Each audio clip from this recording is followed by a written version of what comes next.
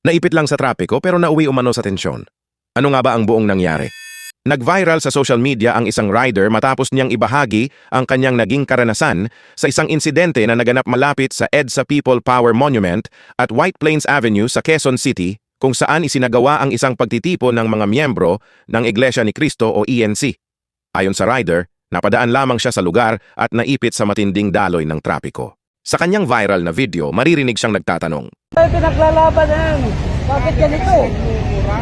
Tao rin naman ako dito sa Pilipinas ah.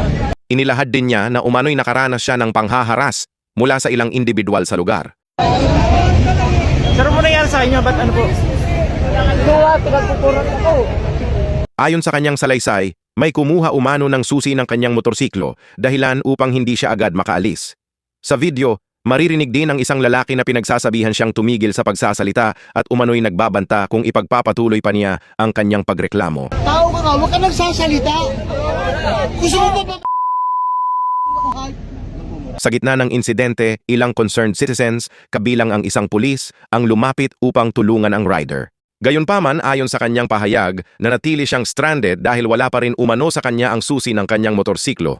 Sa ngayon, patuloy na pinag-uusapan online ang viral na insidente. Mahalaga ring tandaan na ang mga detalye ay batay sa mga lumabas na video at sa pahayag ng rider at hinihintay pa ang anumang opisyal na pahayag o resulta ng investigasyon mula sa mga kinauukulang autoridad. Sa ganitong mga sitwasyon, mahalagang manatiling mahinahon, igalang ang karapatan ng bawat isa at maghintay sa beripikadong impormasyon bago bumuo ng sariling konklusyon.